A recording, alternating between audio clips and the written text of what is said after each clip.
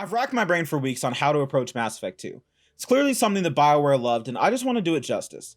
I think all the games have their highlights and what they do well, but when I rack my brain to which game in the trilogy is the best, it has to be the second act. This is the Empire, the Godfather 2, and the Dark Knight of the Mass Effect series. What it lacks in combat compared to the depth of the original, or the speed of the third, it really makes up for what made the series great in the first place, its story and its characters. This is the biggest crew you'll get across the games, yet none of them feel shallow or without thought.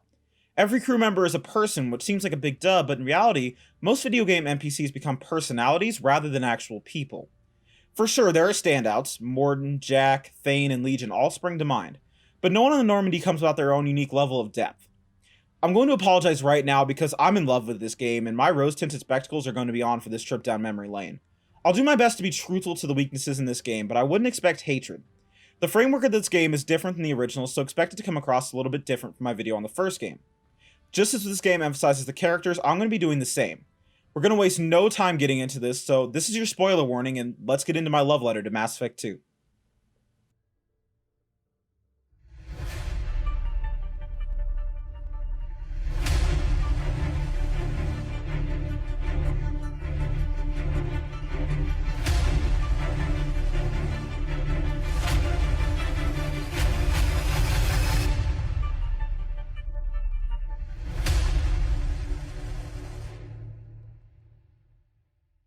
This right here was my first introduction to the Mass Effect series. I got home, popped my disc in my Xbox, created my character's backstory, confirmed his face, and then launched into the Mass Effect universe. What would happen next would blow my mind and forever cement my place as a fan of the series. I'm sure it's happened before and after, but this was my first experience with having the beginning of the game be the end of the main character.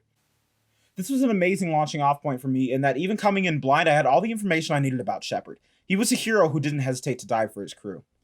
So many would-be heroes talk about sacrifice, but Shepard did it in my first moments upon laying eyes on him, and he did it without a word.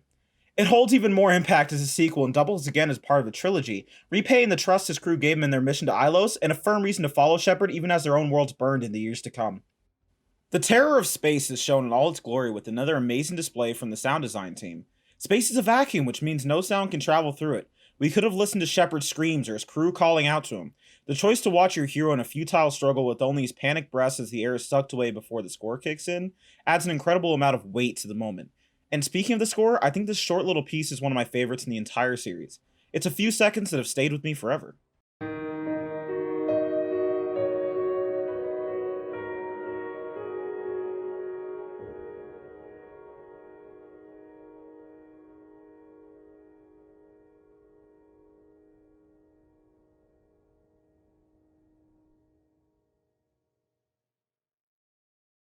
I still consider everything before you get control of the missions you'll take part in is just part of the intro, just like the time you spent before you were a Spectre. Following that line of logic, we'll get the introduction into this galaxy as we wake up to a facility under attack. We're immediately thrown into the thick of it as we're armed and armored as our first enemy comes for us. We learn about thermal clips, the cover system, and do the pew-pew for the first time. It's a pretty traditional tutorial level as we get used to the movement controls, more advanced combat, and I would assume most people will get a pretty good idea of the difficulty they'll be playing on. Some optional goodies along the way will teach you about hacking and performing bypasses, which are about as fun as hacking and lockpicking in a Bethesda title, but hey, at least they're faster. You also make some new friends along the way as we get used to the dialogue wheel. You know, minus the angry robots, which is kind of the same, this is shaping up way better than our last intro. No conspiracies, everyone made it out alive. What the fuck, bitch? Fuck! Remember what I said about not being involved in Mass Effect intro sequences? Yeah, that still stands. After escaping the station, we get to meet the man behind the mission, so to speak. The elusive man isn't going to claim to be the next Captain America, but as Shepard soon realizes, he could very well be the only one with the resources and willingness to stop the threat against human colonies. As shady as he comes across, I couldn't ignore the fact that this was our chance to help people without red tape, and while wary, I felt like Shepard accepting his help falls in line with his character. We get an intro to our first few crewmates, Miranda and Jacob. Miranda maintains her persona as a real ice queen, and I don't really think you're meant to like her here. Jacob is essentially our replacement for Caden. Nice guy, human biotic, with a tragic-ish past, but this isn't the place to get to know anybody, and we have one more mission between us and freedom of our own command. So let's head off to Freedom's Progress. Freedom's Progress was the last human colony to go dark, and it's rather ominous as you land. You're greeted by some mechs, and your crew explains that they shouldn't be attacking on sight, which means someone set them to. Then, of all people, you run into Tali Zora and a group of Quarians. It's a bit awkward as you bump into someone who watched you die. Oof, sorry I didn't call. For anyone coming off the original game, seeing Tali go from a young girl on her pilgrimage to leading men on a rescue mission may seem a bit abrupt, until you remember that it's been years. Everyone reacts a little differently to your return as they let you live through the time jump from Shepard's perspective. I compare it to the feeling of a coma patient. Can you imagine just popping back awake after 2 years? It would probably be like minutes for you, and to see your family and friends just moved on must have been brutal. Back to the mission, we find out the Quarians are here to rescue one of their own named Vitor, who was here on pilgrimage. We agree to try to attempt the rescue together. Now, this is one of the things that really bothers me about these games, is the lack of thought that went into the PC port really shows, as it gives you a command prompt, but it always shows the default keybind, so if you've changed them 2 years ago, the last time you played the game, you'll be forced to go into the menu to figure out how the hell to proceed. It's something that can really pull you out of a great experience, along with the stupid spacebar does everything control scheme. Who the fuck thought that was a good idea? They bind cover, sprint, and interact to the same key with no way to rebind them separately. Has none of them ever used a computer before? I know at least one of them was used to make this game. This has to be one of the sloppiest ports I've ever seen from a AAA developer, and God, it just kills me. And then they kept it in the third game, like people didn't hate it. God, what were you thinking, BioWare? Alright, tangent over. Once we figure out how to open the door, we get introduced to one of the most common mini-bosses that we'll be facing over the course of the game, and a simple heavy mech. While they're slow and cumbersome, they'll sure as hell pack a wall up on higher difficulties and are absolute tanks. I should probably hate these things, but they grow to become a genuine challenge that you get better and better at beating. For lack of a better word, they're fun. You get to Vitor and get your first go at a Paragon action, basically the nice guy button. Vitor is obviously terrified as a result of the attacks, and you don't get much out of him beyond the face of your enemies, the Collectors. You learn that, like the Reapers, they're a shadow in the background of the universe. Till now, that is. You get the first choice of whether you'll side with Cerberus and take Vitor, or side with your crew and give him to Tally. Don't be a dick, give him to fucking Tally.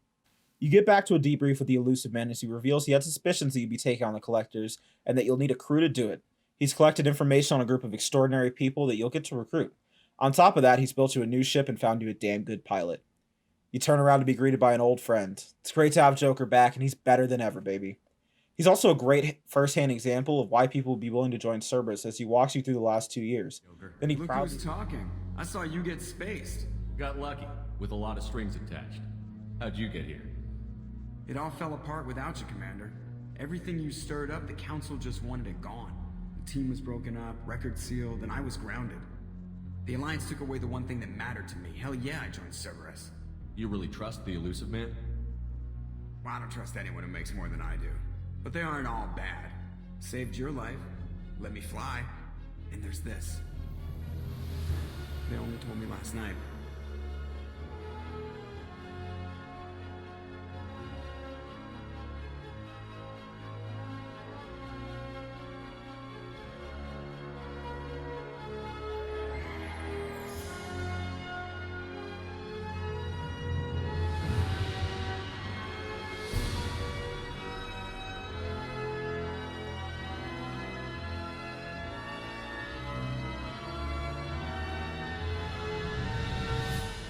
It's good to be home, huh, Commander? I guess we'll have to give her a name.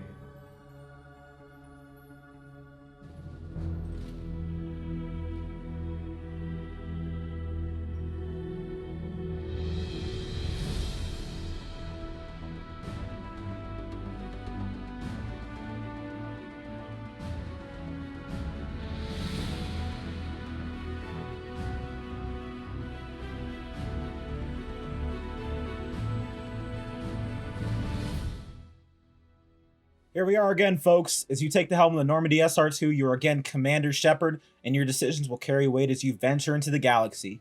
The story starts right here, as we'll discuss building the team.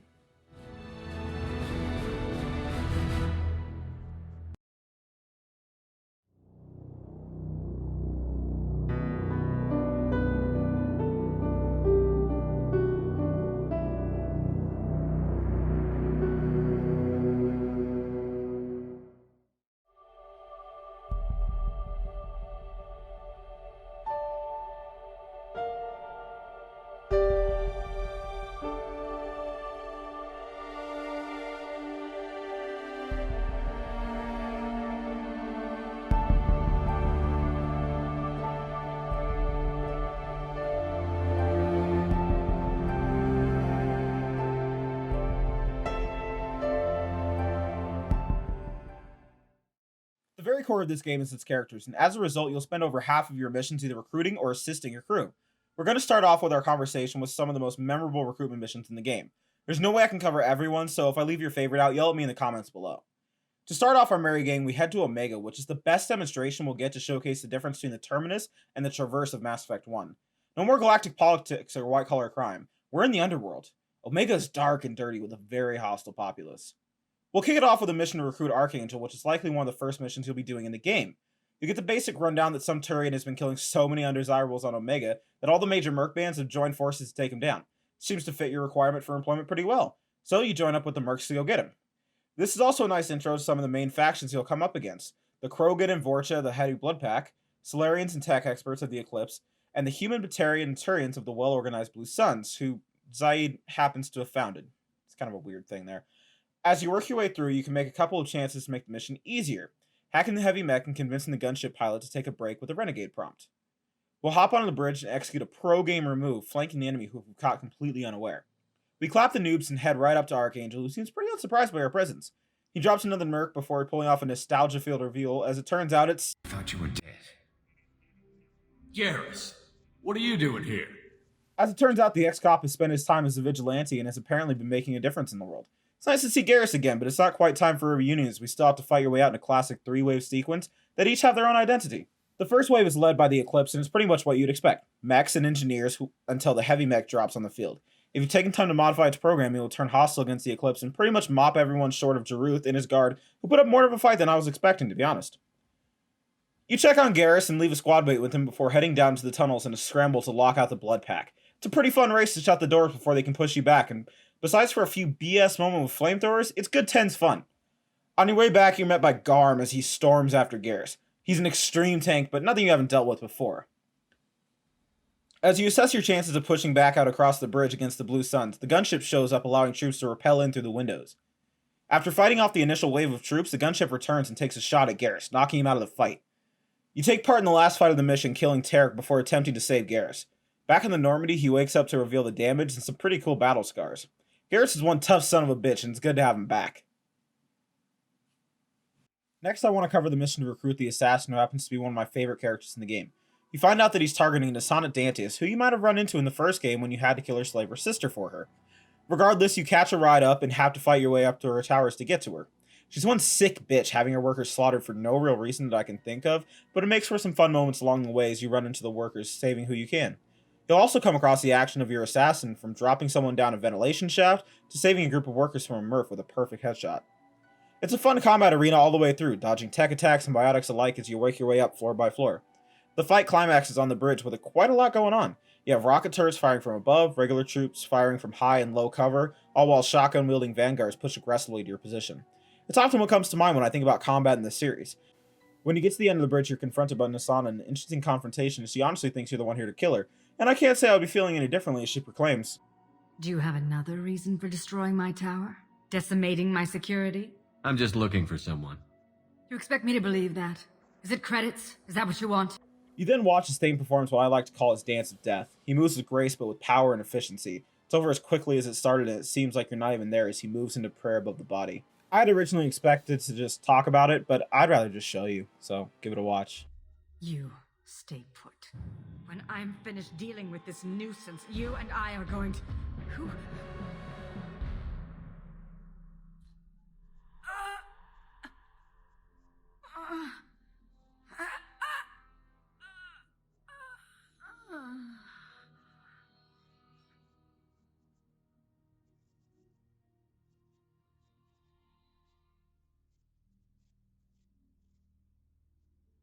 Impressive. You certainly know how to make an entrance.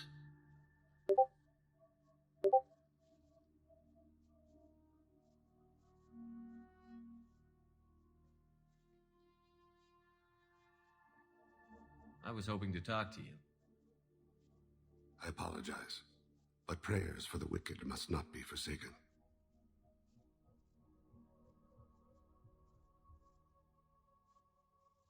Do you really think she deserves it? Not for her, for me. The measure of an individual can be difficult to discern by actions alone. Take you, for instance. All this destruction, chaos. I was curious to see how far you'd go to find me. Well, here I am. Thane subverts expectations, and that's one of the many reasons I love him. We'll dig deep into his history as we get into the crew chat and loyalty mission sections of the game, but for now let's just leave it at he's probably the coolest assassin that will ever be in any game, and move on to our next mission, Tali. Tali is another one of your OG crew members, and it makes perfect sense to go pick her up. So, the mission to recruit her comes with two things to make it really special. You'll be fighting the Geth, which rarely make an appearance in this game, and it has an environmental hazard to keep track of. The intense radiation from the sun destroys your shields whenever you come into direct sunlight, encouraging you to maintain safe positioning. Sadly, while it's nice to see the Geth, Anderson was right when he proclaimed they're not really the boogeymen that they used to be. While the unique abilities of the Geth were an awesome showcase in the first game, this time around they're all just more or less the same with different health bars. Considering they only pop up in a handful of missions, I can excuse the lack of inspiration dumped into them, and they really have awesome showcases in the third game, so I'll let it slide. Regardless, the sun is his own adversary and can really get the better of you, not so much in the damage it gives off, but in that it's always on your mind when you'd be able to focus on the fight normally. It adds an extra dynamic that I appreciate and always have fun taking on. Besides the Killer Sun, there's also some fun level design as you have a good array of choices that lets you approach the battlefield as you please. High, low, directly across. The final boss run is also a great throwback for fans of the series as you run into a Geth Colossus, something that you'd usually be reserved for the Mako. Cal Rieger is alive and fighting when he explains that the Colossus is covering the Geth attempt to hack into Tali's room. He breaks down your options of approach. What can you tell me about the battlefield? Right side's got a catwalk with a sniper perch. You could wreak some havoc from there, but none of my men made it past the Geth. The middle's got cover, but the damn Colossus has a clear shot at you the whole time, and you've got Geth coming in from both sides. The left gives you some cover from the Colossus, but your ass is hanging out for the Geth. That's how I got shot. And after telling him to take a break and let you hero, you do just that. You push down your desired path, battling Geth and avoiding the Colossus until you get up on its flank. Unfortunately, once you get close, it becomes more of a health bar than an enemy, but whatever. Big guy make big robot go boom make me happy. Once you get inside, Tali breaks down her mission here and laments over the data cost. I couldn't let anyone take my place on something this risky. A lot of Quarians lost their lives here. Was it worth it? I don't know, Shepard. It wasn't my call. The Admiralty Board believed the information here was worth sacrificing all our lives for. I have to believe that they know what's best. I didn't ask what some admiral thought. I asked what you thought. A lot of people died here. Some of them were my friends. All of them were good at their jobs.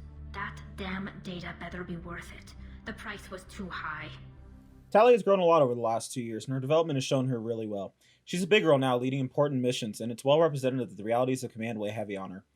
Her loyalty to her people shines through as she states that she must trust the Admiralty Board, but it's clear that she's not actually sure of what she's saying. You invite her to join you, and she gladly accepts. We hear no arguments from Rieger as he wishes us the best. We take off into one of our last recruitment missions that we'll be talking about. The Convict. Last but not least, we're going to talk about the Psychotic Biotic, Subject Zero, otherwise known as... Jack? Hold on.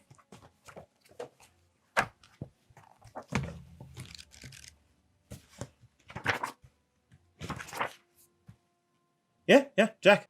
Well, as far as people on my list to save the galaxy, I'm not sure the worst convict on a prison ship floating in space would be at the top of my list. But on the other hand, I'm sure as hell glad that someone put it on the list. Jack will develop as one of the most complicated and inspiring characters in the series. We're talking just short of Zuko level arc here, boys and girls. And like all arcs, you have to start at the bottom. The Warden speaks to us as we move to out-processing to complete the transaction. He's not a nice guy, verging on downright evil as he commands the prison with an iron fist. He literally made his living in being surrounded by the worst criminals the galaxy has to offer, but look how he reacts when he asks about Jack. He's clearly terrified at the very mention of the name. As we're being walked to out-processing, we get the chance to chat with the guard beating an inmate for some transgression. It's certainly no resort in here, and I guess that's what you expect from a prison in space. Following along, you're hailed by another inmate who asks that you buy him to take him away from this hellhole. He offers to let you do anything you want to him. Anything has to be better than this. And yet again, at the near mention of Jack's name, he doesn't want anything to do with you. You head to out-processing, and surprise, surprise, the warden betrays you and wants to sell you as a prisoner. Guess no one told him you were the protagonist? Sorry, buddy. Fast forward through a few dozen guards, and you find yourself at the release of Jack's cell. As you hack the controls to pull Jack out, you'll notice multiple heavy mechs stationed outside the cell. Units it takes your team time, effort, and coordination to destroy, and they're guarding this one person? The fuck's gonna come out of there? A fucking Reaper?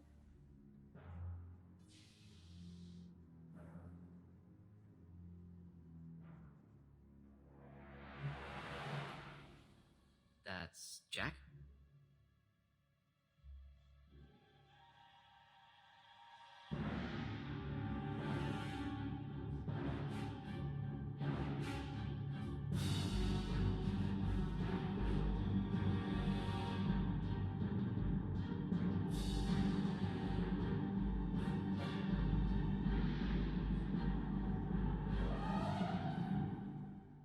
We have to get down there. Gotta love the rug pull reveal. You follow Jack's path of destruction, and it's no accident that everything she's touched ends up bathed in the sea of red. She is not the good guy. At the end of the day, though, I guess if she died on a suicide mission, no one was really going to miss her, were they? You fight your way through the prisoner as guards and mechs and prisoners battle it out, all firing at you. It can be a bit frustrating as the excess of tanky enemies firing from long range can quickly deplete your ammo supplies, but it's just a different kind of challenge to overcome, so you fight your way through it. You fight your way to the warden, who's all mad that he can't get rich off of your body anymore, so you do Shepard things and, well, kill him. Duh. When Jack spots the Cerberus tags on the ship, she's instantly aggroed, and we'll find out more about why later as we unravel her backstory, but for now, she's not particularly happy about who's coming to get her, but considering the fact that the ship's exploding and you're the only one offering to leave with her, it's not really that hard to convince her to come aboard, so long as you offer up your Cerberus files for her. I don't often cover the post-mission screens, but this one's important as it sets up the future between Miranda and Jack, as they really get off as... Oh, they hate each other. It's fucking awful. It's bad. Welcome to the Normandy, Jack. I'm Miranda, Shepard's second in command. On this ship, we follow orders. Tell the Cerberus cheerleader to back off, Shepard. I'm here because of our deal. Miranda will let you into the system. Let me know what you find. Hear that, Precious? We're going to be friends. You, me, and every embarrassing little secret. I'll be reading down in the hold, or somewhere near the bottom. I don't like a lot of through traffic. Keep your people off me. Better that way. There's one more technical recruitment that holds a special place in my heart, but since it's right at the end of one of the main plot missions, right at the end of the game, I'm going to hold on to it and transition to the overall story, and we'll pick back up when we get into loyalty missions.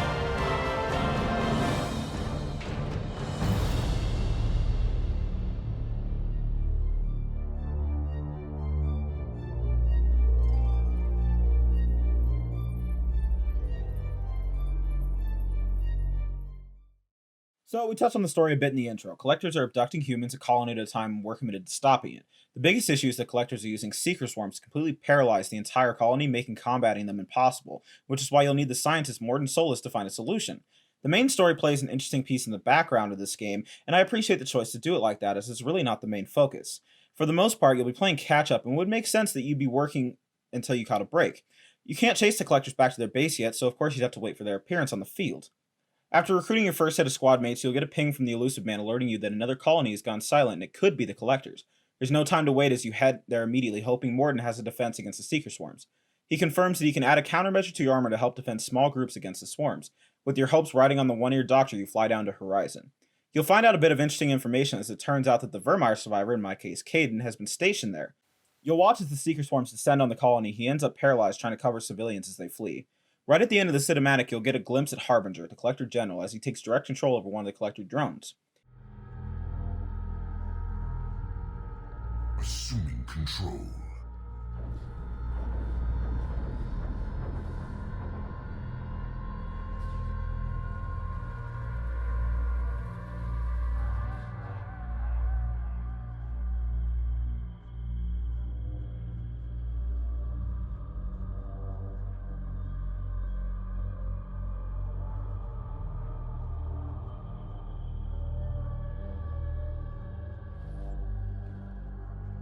We are the harbinger of their perfection.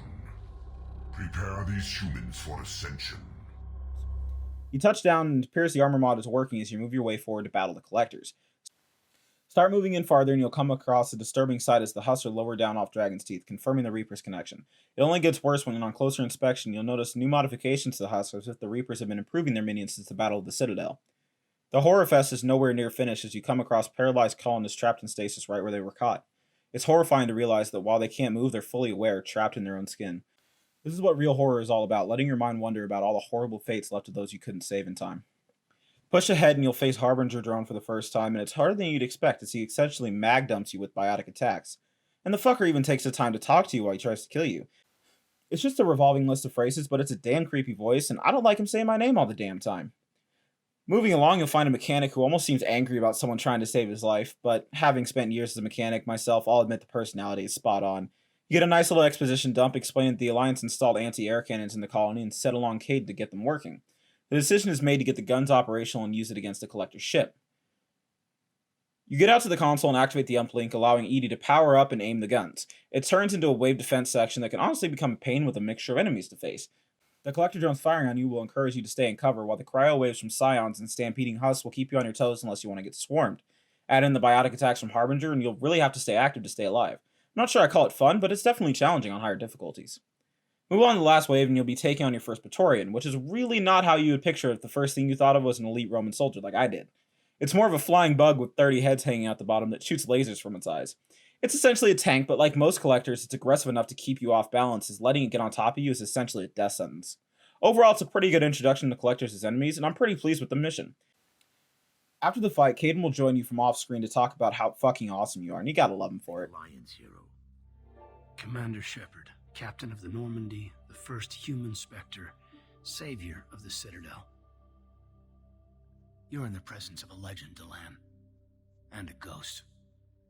All the good people we lost and you get left behind. Figures. Screw this. I'm done with you Alliance types.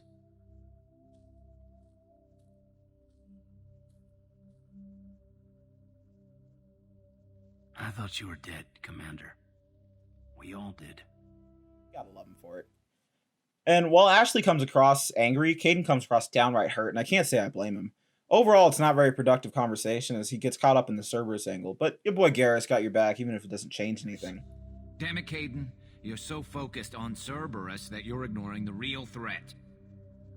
You're letting how you feel about their history get in the way of facts. You head back for a debrief and you get another reason not to trust your employer as he admits to using Horizon as bait to draw out the collectors.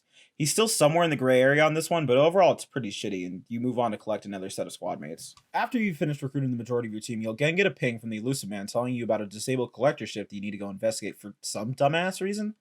So with all the horror movie cliches in play, you hop into the ship that literally killed you once already. But I mean, it's not so bad really. Not really my personal preference for interior design. That's a pile of rotting corpses. Yep, this is a terrible idea. We should go ahead and turn around right now. Nope, fine. Into the creepy-ass base we go.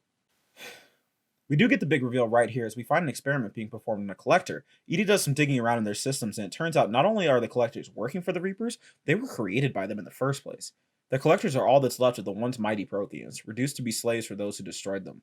Warden explains it best. No glands replaced by tech, no digestive system replaced by tech, no soul replaced by tech. Whatever they were, gone forever. Understand now? No art, no culture, closer to husks than slaves, tools for reapers. Protheans dead, collectors just final insult. Must be destroyed. If it's your first playthrough, you'll have the opportunity to pick up a unique weapon here, either the Revenant Assault Rifle, the Widow Sniper Rifle, or the Claymore Shotgun. Since I'm playing on an imported save and already have the Widow in my possession, I just don't get the option. You'll keep moving until you get into the open center of the ship where you can see hundreds of thousands of pods used to collect the colonists. It hits hard just how big the threat to humanity really is. It's a great way to show rather than tell, and I love it. There's a presence to the ship, and while the fact that its trap is obvious, it still keeps me on edge. You plug ED in, and well, obvious trap is obvious, but regardless, the fight in the sky is pretty fun as platforms of troops come crashing down on you. It's a relatively short fight, but it serves its purpose. You come down off the platform and battle your way back to the shuttle and you're much needed escape. It's cool to watch the invisible battle going on between Edie and Harbinger as she fights to open a new path across the station. The fight with the Praetorian is a bitch, with a lack of cover as he chases you around the enclosed arena. I can't say for sure, but I'm pretty positive you're just supposed to escape, but I always take the fight. Why not, right? I think the game handles Huss better than either of the games before or after, and what are essentially fodder enemies can easily bury you. After dealing with hordes of giant laser-shooting monsters, I tend to dive into the primitive husks and find myself fighting for my life as they swarm me. They're the perfect example of a by-numbers enemy done well. With it revealed that the elusive man knowingly set us into a collector trap without warning, the post-mission debrief is anything but cordial. He tries to play it off by saying that he trusted us and didn't want to tip off the collectors that we knew, but like Shepard, I'm calling bullshit on this. He crossed the line and we're done trusting him. Unfortunately, whether we trust him or not, he's the one with the info, and when we find out he has a team working on the IFF we need to cross the Omega 4 relay, we're left with no choice but to go after it. This is a big moment as you're left to decide when to take part. Full spoilers, this mission will kick off the ending sequence of the game, so you should hold off until you're ready. Complete all the loyalty missions first, and make sure you have your upgrades done. We'll come back to loyalty missions after the conclusion of the main story because they're really the main course here and should be looked at in their own light. On to our penultimate mission, we head over to a derelict Reaper. There's no hidden secret here, this is an obvious trap, but hey, what are you going to do about it? The plot is pretty straightforward. The elusive man sent a team to recover an IFF, and to the surprise of no one, they're all dead and you have to go and grab the thing yourself. Whatever. You get a really cool glimpse into indoctrination as you watch the crew slowly succumb to the effects through footage found throughout the station. You're married? You never mentioned that. Katie had anger management issues. When my brother got married, the best man tried to hit on her. She kicked him down the church steps. What? Katie's my wife. I must have told you this story. No, I know my wife. I remember that day was the only time I saw her wear stockings. Yeah, the kind with seams up the back. That's what I remember too. What the hell is this? How can we remember the same thing? It sounds like the Reaper was affecting their minds. It's one of several examples as to why Reapers are an S-tier villain. It's like watching a horror movie play out, and if they didn't wreck your mind, you'd probably go crazy just from thinking it was getting to you. I've said it once, and I'm going to say it again. The Huss in this game are absolutely fucking top tier. They get me every time. You push up and watch as two Huss are taken out by a sniper down the way. You find what appears to be a shrine made out of the dragon's teeth used to make husks. It's a chilling reminder of Eden Prime and the horrors the Reapers have in store. Remember when I said there would be a character intro in one of the last story missions? Well, meet Legion. My hands down favorite character in the series, no competition. It's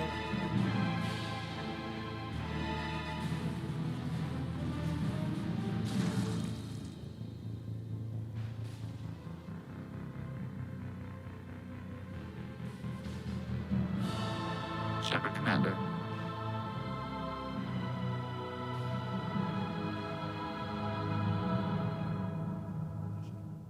It's another long battle through Huss and silence until we finally get to what we came here for, the Reaper IFF. Kind of a shitty little thing for all the effort it took to get it, but whatever, it's a MacGuffin, what do you expect? My man Legion lets us into the room to destroy the Mass Effect core right before he's knocked out by husks. You fight off waves of enemies while waiting for the core to open up so you can fire on it. It's not too bad of a fight as long as you maintain the high ground. I have the high ground! And keep active on the Huss, not letting them bunch up. Once you destroy the core, you make the decision to take Legion with you on your mad dash to the Normandy as the Reaper falls from orbit to the planet below. Tally said no one's ever captured a Geth intact. You're cool, but we have to move. There's no time for a debate. Move out.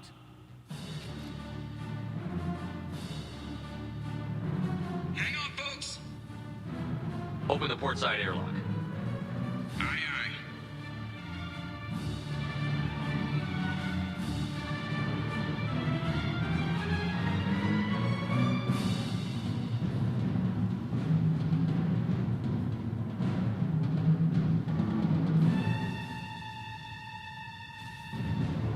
We're clear. Go.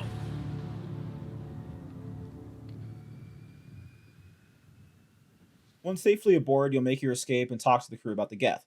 Don't be an idiot and give him to Cerberus, start him up and have a chat with him, but wait to do so until after you've hit the collector base for a couple reasons I'll be explaining shortly. Now it's time to touch on one of the more logical experiences you'll get in Mass Effect 2. For whatever reason, when we pick up the IFF, we're forced into all leaving the ship so it can be installed, and Shepard just fucks off with the whole squad in his shuttle. Unfortunately, it seems like the level designers decided this would be a really fun sequence and the writers just couldn't come up for a better reason for it to work, so here we are.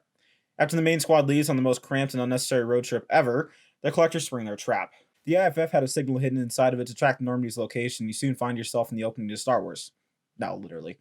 I do admit that in the moment having to take control of Joker was a novel idea, but it's essentially an on-rail set piece rather than a level to take part in. For all of its failings, it is a great moment for us and Joker as we're forced to place our trust into EDI. You move along the path EDI has laid out for you across the ship while avoiding the collectors, which is fun, I guess, on the first run. Using Hawthorne's body as a distraction you head for the AI core. It's nice to see the collectors sticking their objectives of taking everyone alive, which could explain how you make it without getting killed, but they also don't deploy Seeker Swarms, so we'll call it a wash. Joker maintains his attitude as he finds a way to make a joke that always gets a chuckle from me, and as usual, Edie meets him tit for tat. Shit. All right, I'm at, U. Connect the core to the Normandy's primary control module. Great. So this is where it starts. When we're just all organic batteries, guess who they'll blame? This is all Joker's fault. What a tool he was. I have to spend all day computing pi because he plugged in the Overlord.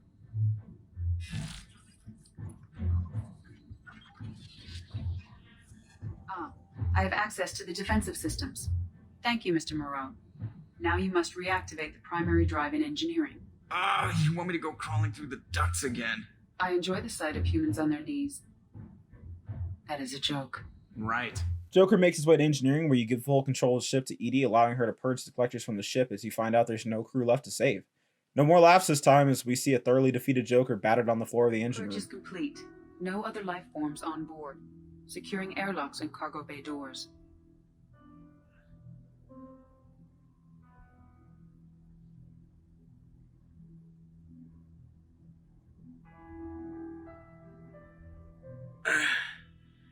Send a message to Shepard Shuttle. Tell him what happened. Message away. Are you feeling well, Jeff?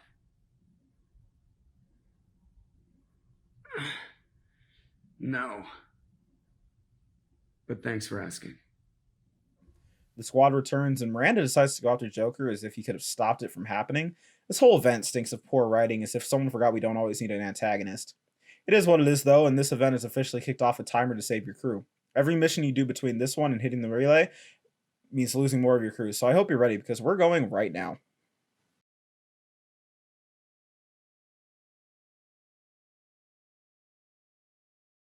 So with the push of a button, you'll launch the suicide mission, and like most Mass Effect games, that means your romance option will come to fruition.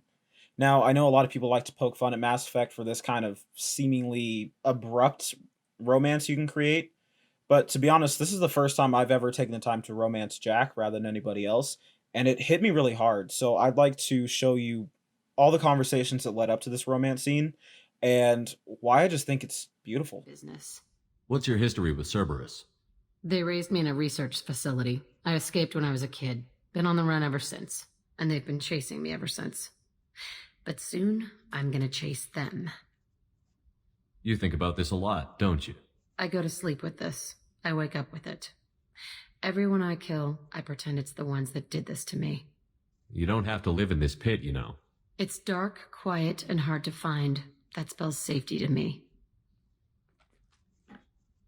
Murder, assault, kidnapping, drugs, stealing, arson. Done it all. And that's the boring shit. Piracy, theft of military craft, destruction of a space station, and vandalism. That was a good one. There's no reason I should be alive, but I am. You know why? Instinct. It's worked for me so far, and I'm not gonna change. Hey, Shepard. No one's ever asked me about this shit. It's strange to talk about.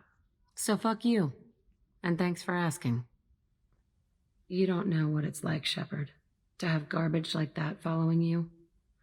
It marks you in ways you don't expect. I've made a lot of hard choices, Jack. Like what to let go. Hard to walk away from it. You'd think it would get easier now that the place is a crater. But what else do I know? Don't get all therapist on me, Shepard. You're not the couch type. I hate that stuff anyway. Bullshit, prison, psych. You did me a favor, and that's enough. More than I expected. I'll keep it together. When I was starting out, I ran with this girl Minara and her boyfriend. They knew their way around. I thought they'd help me. Right. They helped me into their bed. And when we finally did take down something big, they helped themselves to my share of the take. I knew where it was heading. And I got them first. Never bothered with friends after that. They sound like selfish pricks. That doesn't mean they were gonna kill you. I get feelings. I don't need proof. I did the smart thing. I always do the smart thing if people fuck with me. That's probably something you should remember. I have to go, but we should do this again. Wait. My turn with the questions. People usually walk by now. Why are you really asking all these things? Are you eyeing me up? Because if this is just about sex, maybe you should just fucking say so. I'm in no hurry. I want to know what makes you tick first. You don't need to know someone to sleep with them. You just have to know where to put it. Okay, maybe we'll talk later. Maybe not. What's happening? You got a lot of questions, don't you? I miss your friendly nature when you're not around. Been thinking. We've seen a lot of shit together now, and you're always coming to talk to me. Shepard, you got feelings for me? 'Cause I don't need the complication. Yes. Freaks you out, doesn't it? Leave me alone, Shepard. I don't want this. You're lying. Don't tell me what I feel. I've been here before and I know what I need. For me. Go. Talk to me, Jack. Why? I'm not interested in some dumb shit love affair. Never goes right. Why do you put so much distance between us? Murtaugh, a guy, used me like the rest. For sex, for biotics. It was fun, and he ruined everything. We tagged a weapons frigate with a Batarian escort and got separated. He had a choice. Leave with the guns, or come back for me. Idiot dumped the score and waded into the squints. I made the shuttle, but no way he was getting out. And? I fly for a day or so, and then the shuttle kicks out this recording. He set it to play if he hadn't checked in. He figured that would mean he was dead. Talked about the future we were supposed to have. How he had planned to set us up a home. How he loved me and he was sorry it wasn't going to happen. You feel like his death was your fault? No, he did it to himself. You feel, you get sloppy. It's that damn simple. He found out, and you'll find out. If he had left you, you would have died. So what? You ever see me flinch? Or run? Death is easy. Fucking on-off switch. But this, it just burrows in. Like those husks, you end up with nothing inside. I'm supposed to take that and say, thanks, dead guy. I can't make all of that go away, Jack. Not in a few talks. No kidding. Told you we wouldn't work. Guess you'll be spending more time upstairs. No. I'll be here with you. But you just said... I said I couldn't fix it. I didn't say you weren't worth staying for anyway. Okay, what the fuck, Shepard? So you're crazy, so what? That's practically stamped on the boarding pass for this mission. It's just gonna hurt. Or you'll mess around. Or I'll end up killing you or something. And? And... that sucks. So it'll suck. But how much fun is it gonna be on the way? I need some time to think, alright? Really, just leave me alone. It doesn't take a psychologist to know that Jack is a complex character who spent her whole life building up walls around herself. So when she finally lets them down, let Shepard in, it's a beautiful moment.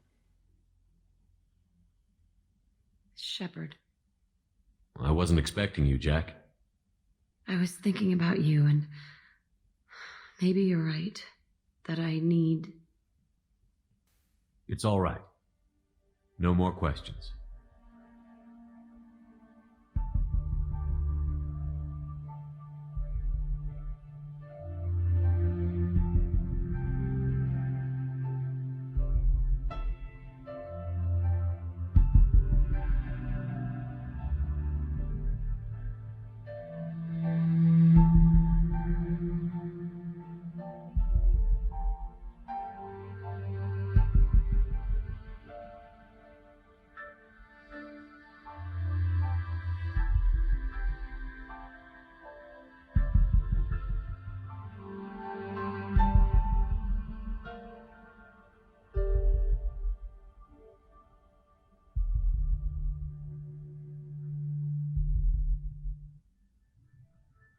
Well, tender moment over. It's time to get back to business. Regardless of your relationship with the elusive man, he'll call you to wish you the best on your mission. You hit the relay, and this series of events will actually change based off the upgrades you made to the ship.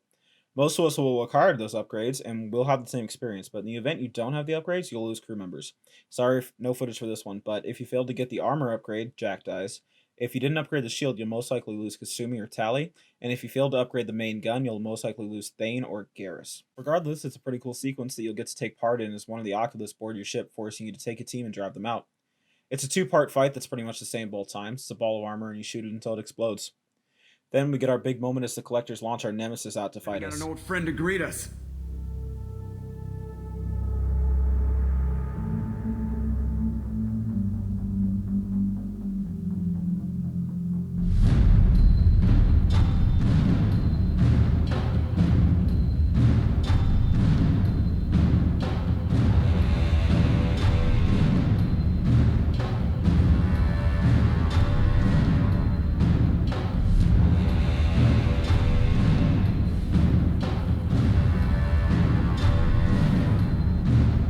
time to show our new teeth. Fire the main gun.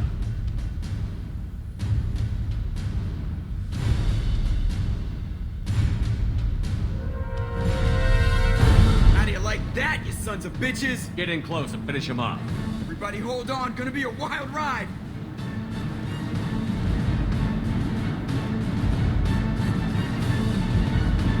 Give him hell, girl.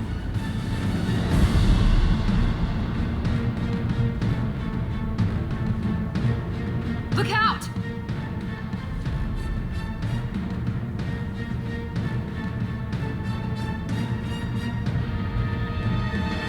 Mass Effect field generators are offline. Edie, give me something! Generators unresponsive. All hands brace for impact.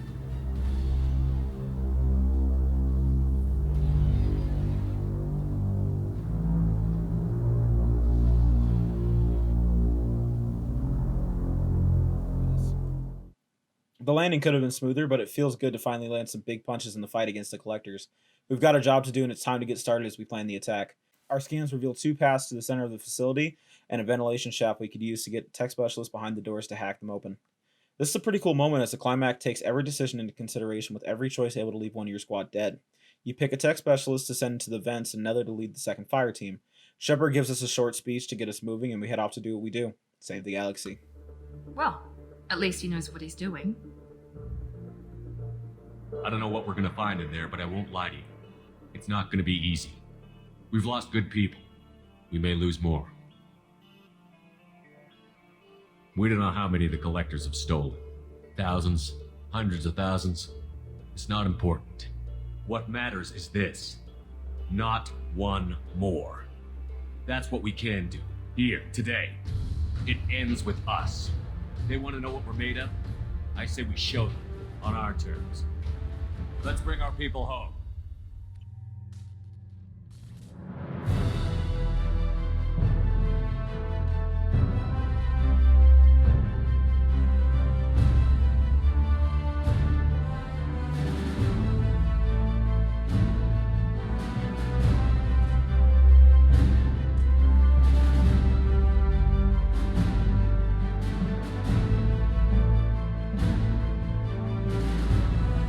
The mission does a great job throwing curveballs at you throughout the base, and here's your first. As the specialist moves throughout the vents, you'll be in parallel to her while she tells you about the extreme heat inside. It won't be long before you'll find out about valves blocking your path that you'll need to disable so the specialist can move along. Take too long and the specialist dies. Seems simple enough, right up until you have to disable the valves while under heavy fire from collective forces. I've never had a specialist die in my various playthroughs, but certainly adds pressure to a fight with effective and aggressive enemies. Stay calm and focus on your enemies and you should do just fine. Open all the valves and you'll find yourself at the doors while the tech specialist races to open them. Come in! Look out! Seeker swarms!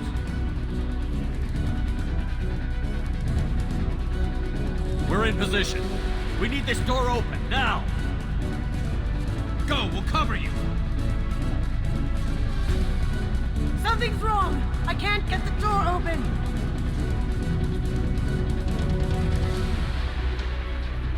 Got it! Here they come! Fall back! Suppressing fire! Don't let anyone through that door! Good job, Kasumi. I knew you wouldn't let me down. Make it to the doors and you'll be greeted to the side of even more collector pods, but this time you'll find someone inside and the horror sets in as you watch them be liquefied right in front of your eyes. If you've taken too long to get here, it'll be your own crew you watch die, but thankfully for me it's just some colonist. Shame.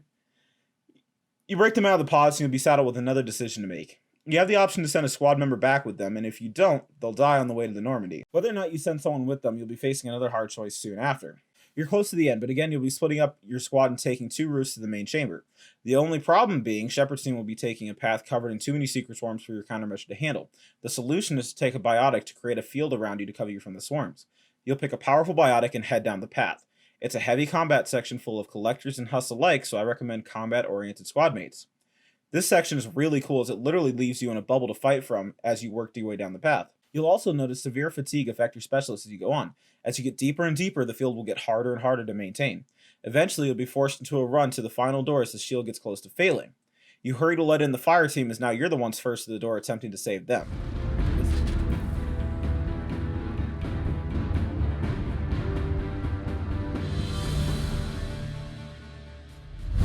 Hold on. We're almost there.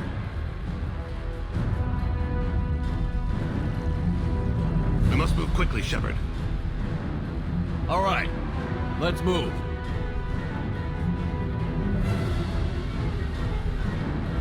They're pushing. Keep it up. Hurry, Shepard!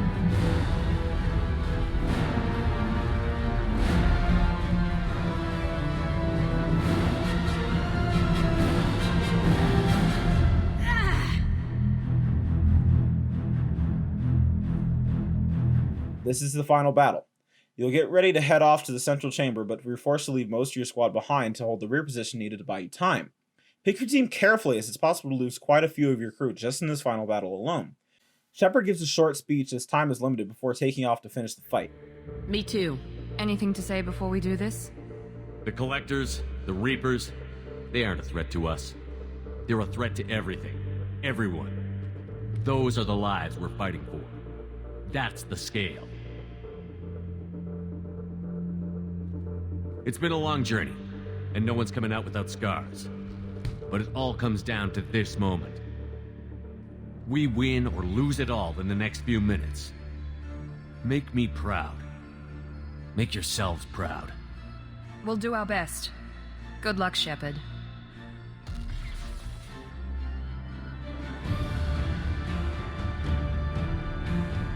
You battle across floating platforms just like in the Collector base as you get closer and closer to the final chamber until you're confronted by nothing short of an actual human Reaper. Still in the process of being created, however. Blast your way through another wave of Harbinger's troops and you'll be able to drop the Reaper down off its perch, tumbling far down below. Your crew is holding, but they're being battered, so you send them back to the Normandy as you're ready to finish this. You'll pick up the center console and start the sequence to destroy the base before being hailed by the Elusive Man. He tells you that it's possible to kill the Collectors while keeping the base intact. It's your choice, destroy this horror fest or give it to the guy who's betrayed you several times. Tough choice there, mate. Either way, you make your choice and you get ready to okay, maybe not yet. Apparently, the Collector base's fall damage turned off as the Reaper climbs back up to your level. You'll be swarmed by troops while trying to take out the Reaper at the same time. Attack the weak points in its eyes and chest while you scramble for enough ammo to do so. It's a pretty good moment as cover is limited and the enemies are relentless. Destroy the Abomination once and for all as you help your team run for the exit. It's another good cinematic, and believe it or not, it's actually possible to die at the end of it. However, it is very unlikely.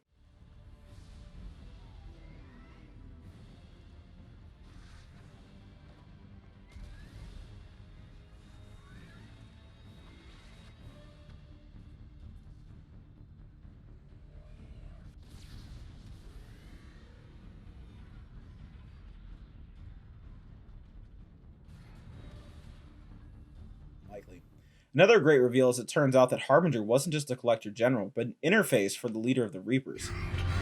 We will find another way. Releasing control.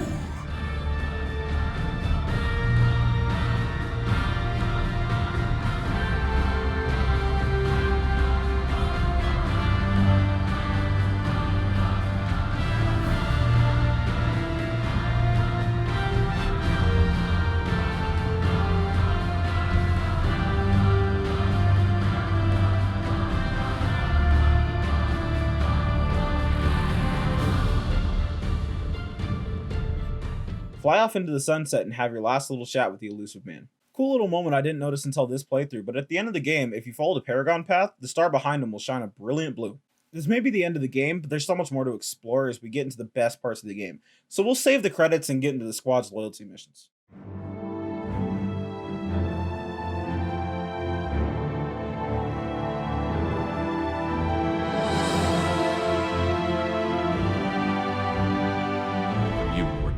Genophage modification project altered millions of lives, then saw results. Ego, humility, juxtaposition, frailty of life, size of universe. Explored religions after work completed. Different races. No answers. Many questions. I can't do that. This is all that's left. After time adrift among open stars, along tides of light and through shoals of dust, I will return to where I began. How could we have become so different? Why can we no longer understand each other? Well, boys and girls, if you thought I've been generous to this game up to this point, hold on, because the room's about to get a whole lot rosier. The loyalty missions are the crowning achievement of this game, and maybe all the games as a whole. God, I'm jittering just thinking about it, so let's get into it. We're going to start off right away with Morden. Just like I did with Jack's romance, I'm going to give you a brief overview of his backstory coming into this so you have an understanding of the transformation he goes through. Work on genophage was more than just study. The genophage was a terrible mistake. It nearly destroyed the Krogan and their culture. Now they have a chance to recover. Naive viewpoint. Krogan too dangerous to allow unchecked birth rate. Look at Krogan rebellions. Personally led a science team. Geneticists, chemists, sociologists, mathematicians. Created new version of genophage. Released it on Tuchanka, other Krogan-centric areas. Restabilized Krogan population. You never considered other options? Hundreds. Thousands. Modified genophage offered best outcome. Stabilized population, avoided publicity that could incite Krogan anger, averted potential genocide or devastating war. Best solution for whole galaxy, Krogan included. The genophage was a mistake bordering on a war crime. Recreating it is unforgivable. Don't want me on team? Don't bring me. Can stay here, work on collector research. But no apologies. Did what was right. Hope you do the same if necessary. Part of a team. Scientists, all different types. Blood Pack mercenaries captured former team member. Malin, last seen on Tuchanka, might torture him, make an example. Recovering Malin would be a personal favor to me. Backstory lightly covered, we head off to Tuchanka to recover his former student. We get a lead from the Erdnot scout captain, who loans us a truck, and off we go to the Blood Pack camp. We have a nice run-in with the local wildlife, some Clixon and Varen. Not too bad, followed by a wave of Vorcha and Krogan. Just what you'd expect from the Blood Pack at this point. Get into the hospital itself, and you'll find the body of a human pretty much laying at the door. This is bad on more than one level, as Morton explains that human genetics make them extremely useful as test subject for a project like this. However, it's evidence of brute force science rather than actual problem solving, stating that even with the complexity of the problem of curing the genophage, it's still wholly unnecessary. And then there's this part where a mad scientist is killing humans and dumping their bodies, so yeah, no time to waste. Not much farther and you'll get an unusually chatty Krogan Werlock clan speaker. He proclaims that you should turn around now and you'll be allowed to live and spread the word of the might of Clan Werlock before they spread across the galaxy in a sea of blood. Kind of a weird argument considering I ran through a bunch of their guys to get here, but whatever. Conversation really heats up as Shepard makes a shrewd political maneuver in order to progress the plot. What? These are Krogan, so that was effectively the equivalent of yelling objection in Ace Attorney. Just past the clan speaker, we'll find a console and we can access it to find out information about the experiments going on here. Morton says a lot of science stuff, but what I get out of it is pride in his student. You can ask him about his work on the genophage modification, and he'll recount stories as the best years of his life, and at this terminal, he'll remain a staunch defender of his work. That is, until we find the body of a female Krogan. I just need to let it play.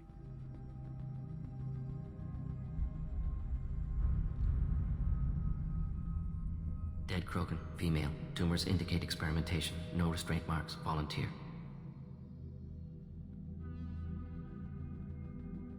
Sterile Werlock female willing to risk procedures. Hoped for cure. Pointless. Pointless waste of life. I didn't expect you to be disturbed by the sight of a dead Krogan. What? Why? Because of genophage work? Irrelevant. No. Causative. Never experimented on live Krogan. Never killed with medicine. Her death not my work. Only reaction to it. Goal was to stabilize population.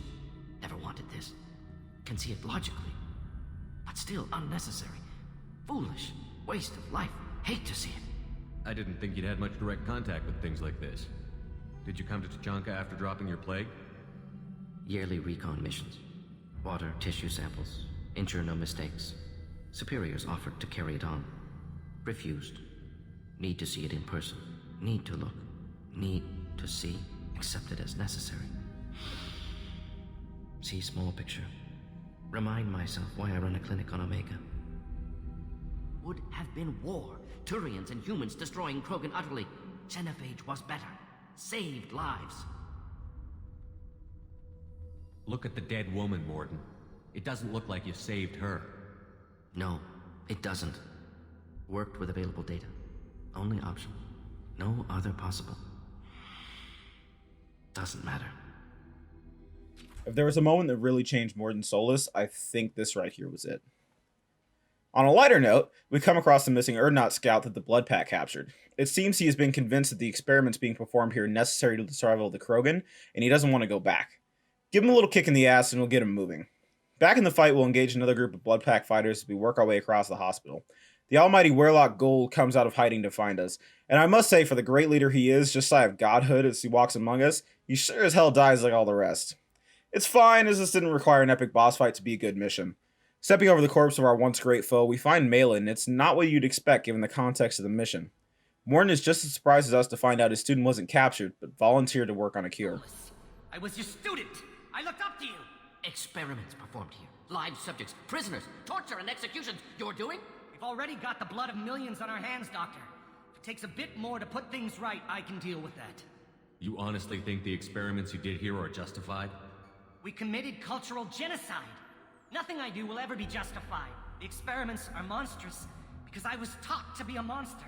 Morton, did you ever perform experiments like this? No. Never taught you this, Malin. So your hands are clean. What does it matter if the ground is stained with the blood of millions? You taught me that the end justified the means. I will undo what we did, Professor. The only way I know how. You can't face the truth, can you? Can't admit that your brilliant mind led you to commit an atrocity. Unacceptable experiments. Unacceptable goals. Won't change. No choice. Have to kill you. Wait, you don't need to do this, Morton. You're not a murderer. No, not a murderer. Thank you, Shepard. Finished, Malin. Get out. No Weirlock left. Project over. You heard the professor. Get out before he changes his mind. Malin dealt with, it's probably best to save the data. Just putting it out there. Back home we go with a heavy heart.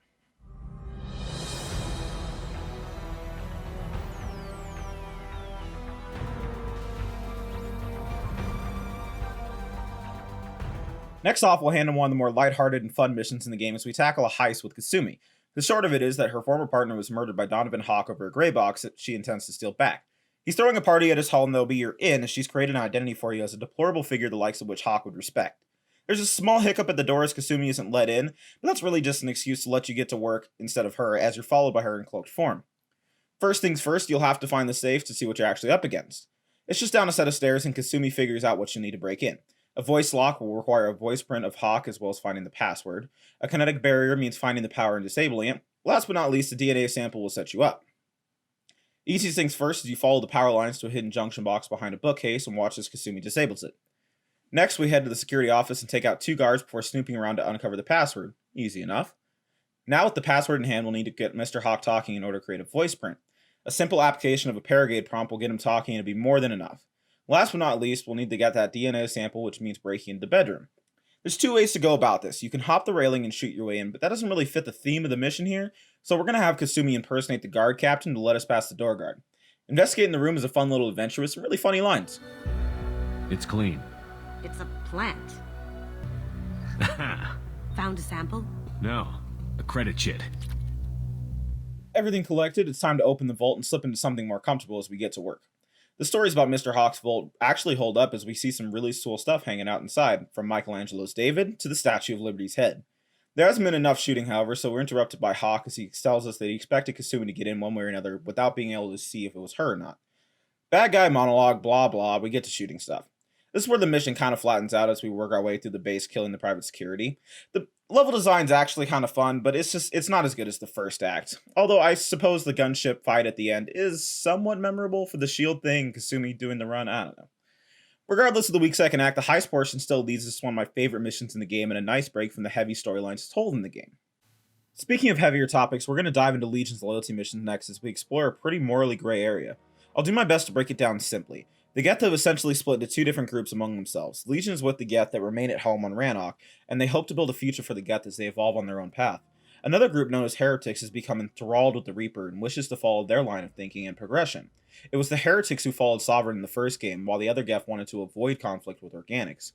Well, as it turns out, the Heretics are developing a virus with Reaper technology that will convert the Geth to their way of thinking, and Legion was sent here to stop it. We head to the Heretics base, and once we get there, we're hit with a revelation as we learn the virus is actually ready to deploy, and can in fact be used against the Heretics to bring them back to the Geth. It's essentially the choice between killing thousands of Geth or brainwashing them. It's a complex question of morality, and Legion will work on his opinion on the matter as you move throughout the base.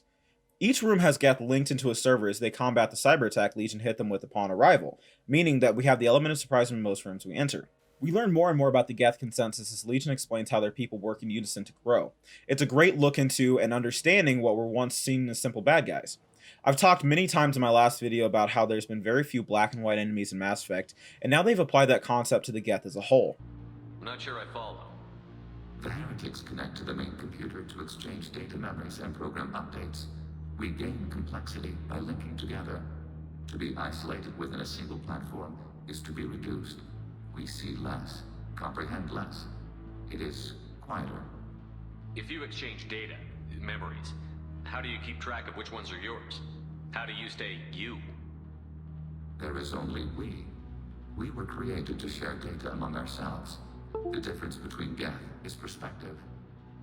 We are many eyes looking at the same things. One platform will see things another does not, and will make different judgments.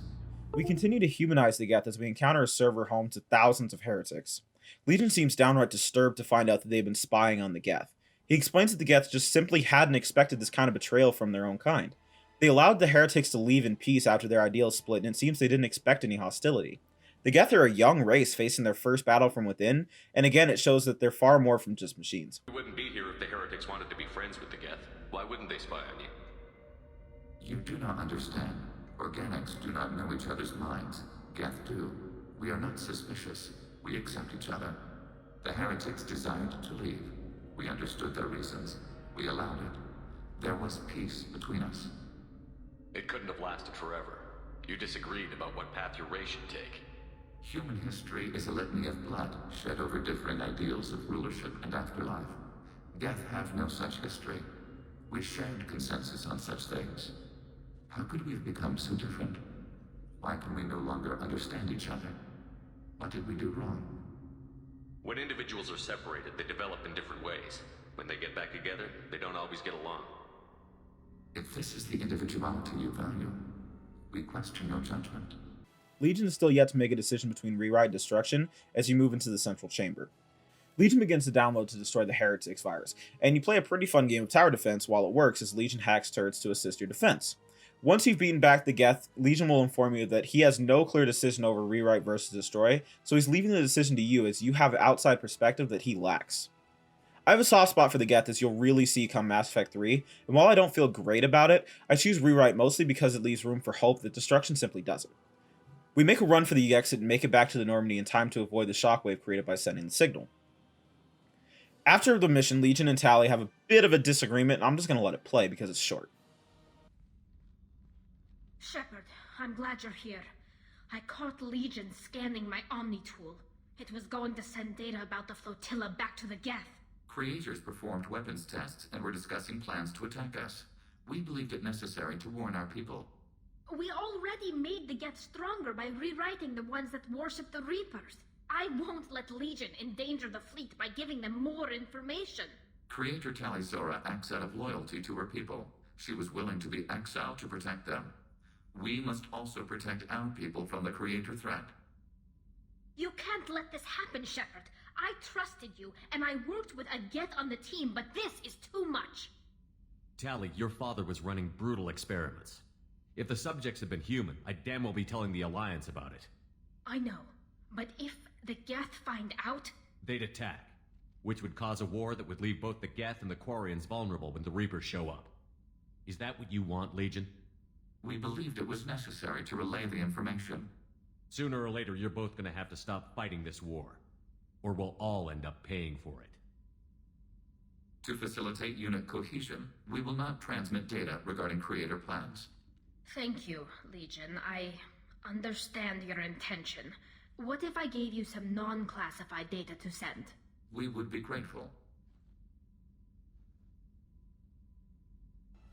Yet again, it's shown that the Geth are far more than just machines as he shows the same loyalty to his people that Tali does. I can't fault him in wanting to defend his people from a seemingly imminent attack. There's a nice moment to be found as Tali seems to start understanding and sympathizing with something she was raised to hate. I really wish we could have gotten more from Legion, but I'm still happy with the decision to include him in the capacity that we got.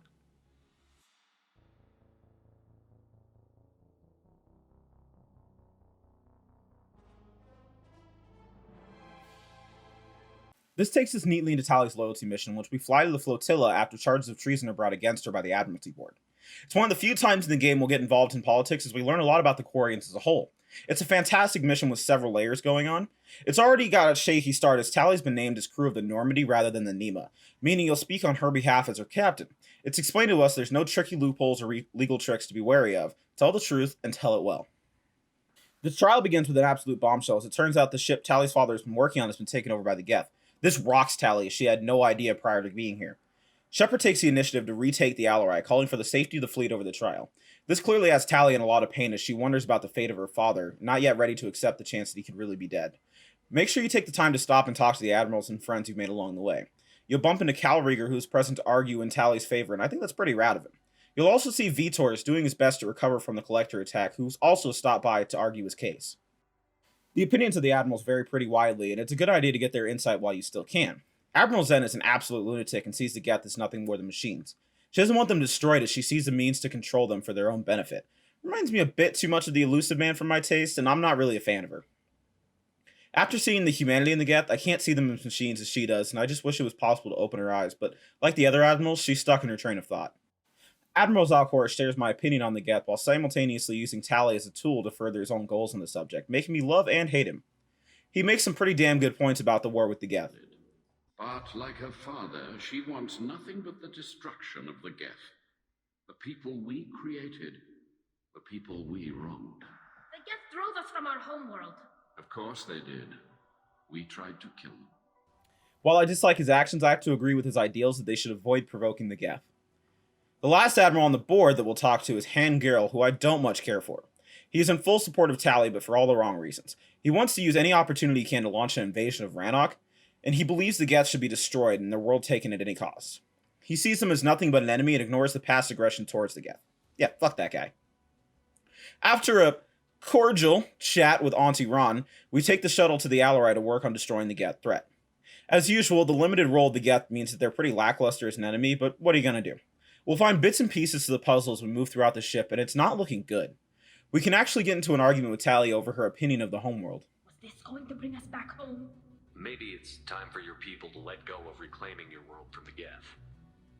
You have no idea what it's like. You have a planet to go back to. My home is one hull breach away from extinction. You've got a place here, Tally. Don't throw it away in a war you don't need. Don't need?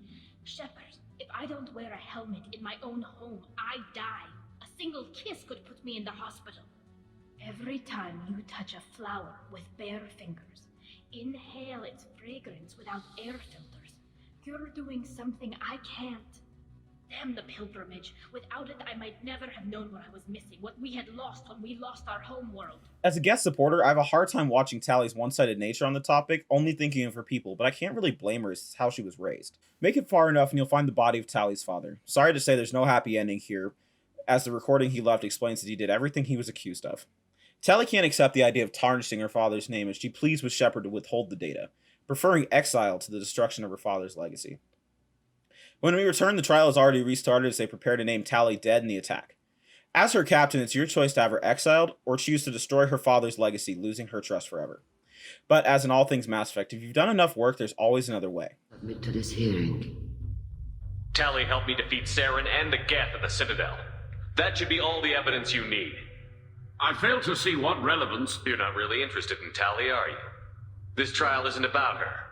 It's about the Geth. This hearing has nothing to do with the Geth. You want people to sympathize with them. And Garrow wants to go to war. None of you care about Tally. She knows more about the Geth than any other Quarian alive. You should be listening to her, not putting her on trial. Tali Zora saved the Citadel. She saved the Alarai. She showed the galaxy the value of the Quarian people. I can't think of stronger evidence than that. Are the admirals prepared to render the judgment?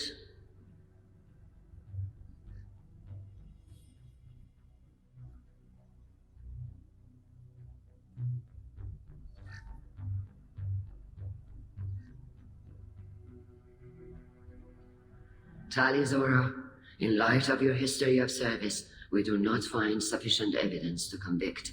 You are cleared of all charges. Overall, the loyalty missions encompass some of the best character moments the series has to offer, and it would be a shell of the game without them. The crew makes up what makes this universe so memorable, and I implore you to go out and experience it for yourself. However, if you can't, or you're just waiting to see if I have anything else good to show, I'm going to have a short clip here showing all the best crew moments throughout the game. I'm sorry. I know that was important, but you performed Gilbert and Sullivan? I am the very model of a scientist Solarian. I've studied species Turian, Asari, and Batarian. I'm quite good at genetics as a subset of biology because I am an expert, which I know is a tautology. My xenoscience studies range from urban to agrarian. I am the very model of a scientist Solarian. Then, laser dot trembles on the skull. One finger twitch. He dies. Then, the smell of spice on the spring wind. Sunset-colored eyes defiant in the scope. The laser dances away. Why did you fight a Spectre? A Taurian named Nihilus. He may have been on council business, but I witnessed him kill an unarmed civilian. Following the code, I attacked. Nyla seemed like an honorable Turian, and a good Spectre. He may have been. However, killing unarmed civilians is wrong. How did the fight turn out? I had the advantage, but he was good. He returned fire and tried to run. We played cat and mouse in the wilderness for 2 weeks. It was exhilarating. Finally, he created a situation in which my only options were to let an innocent die or pursue him. The code compelled me to save the innocent, and he escaped. I admire how he adapted and used my code against me. I thought Alenko's biotic display might have broken Jenkins' back, but Jenkins pops up and yells, "That was awesome!" Oh, Jenkins.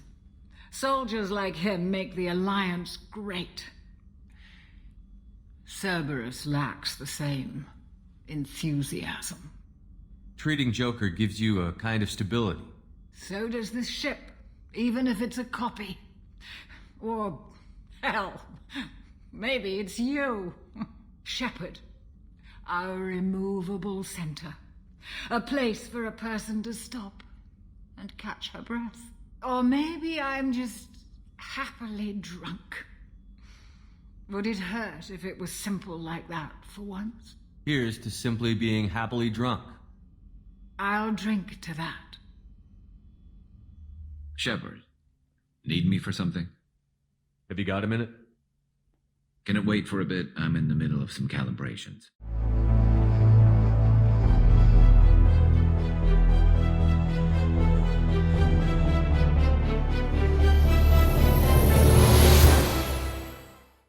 Even with the vast amount of material to see inside the game, it still manages to have some of the best side stories. In close contention with the third game, although I'm sure many will disagree with me on that. Anyway, I just wanted to share a few of my favorite moments in the game before we get into DLC. My first entry is probably my favorite, so we get another look into our biggest fan in Conrad Werner. This time, not just asking for an autograph, but actively LARPing as us. For whatever reason, we find him in replica N7 armor, shaking down the bartender on Ilium. We run into one of those examples of a bug becoming a feature when he remembers us sticking a gun in his face last time we met, and that inspired him to help save the universe. He'll remember this regardless of how you treated him in previous encounters. It's hilarious as he's actually an Easter egg for RPG tropes. So, you just wander the galaxy, righting wrongs? Hey, don't say it like that. I talk to people, you know? Ask them if they have big problems that only I can solve. You'd be surprised how many people are just waiting for someone to talk to them. Sometimes I poke through crates, too. You know, for extra credits. Conrad has been convinced the bar is an illegal drug operation. He was sent to get the deed by a merchant who told him she was an undercover cop. No prizes for guessing where this one is going, but it's fun, so we play along, going to the weapon merchant to say hi. She's a pretty terrible liar as she stumbles over herself to remember the story. We get to play our own little game and convince her that the bar owners are ready to sell. She's about as bright as Conrad, and well... This is just a misunderstanding! Tell it to the judge. My surveillance vids caught your extortion attempt from 4 different angles. I was misled! I was told that you had agreed to sell! Take her away, before I have my bartender throw her out. While we're still on Ilium, we can run into an actual undercover cop in Miss Gianna Parsini. It's nice to see her again, but she makes a quick exit, leaving a note on the table. She's working at the moment, and we get the chance to do her job for her again for old time's sake. It's a fun little throwback to Novaria, and I appreciate it. Speaking of a throwback to Novaria, we can run into a Asari with a message from the Rachni Queen of all people. They have themselves hidden away, living in peace as they keep their promise to Shepard.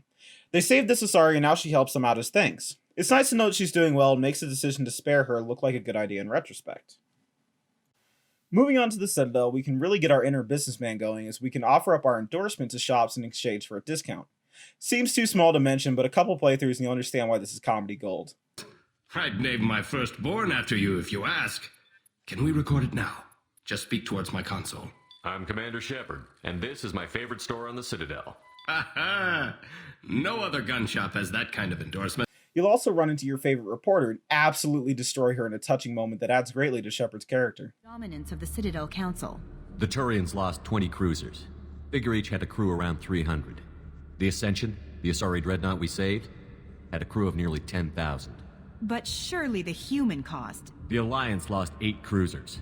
Shenyang, Emden, Jakarta, Cairo, Seoul, Cape Town, Warsaw, Madrid.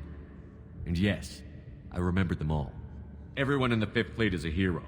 The Alliance owes them all medals. The Council owes them a lot more than that.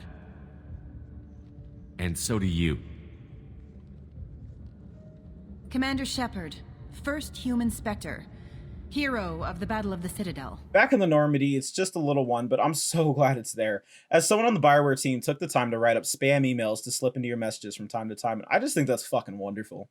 Hats off to you, email spam guy. The last piece is somewhere between DLC and side content, so it's a great segue. We head down to the Normandy crash site with the goal of placing a monument.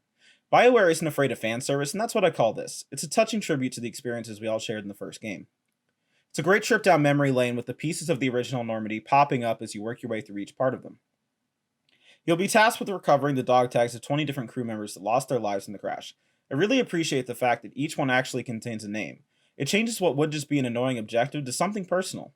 You'll be greeted to the images of friends lost along the way as you move throughout the wreckage as to where they would be in the original Normandy.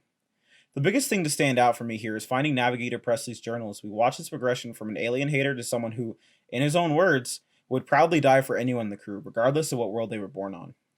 The universe we take part in is elevated with each and every interaction BioWare decided to include with Mass Effect, and while small, I don't think they should ever be ignored.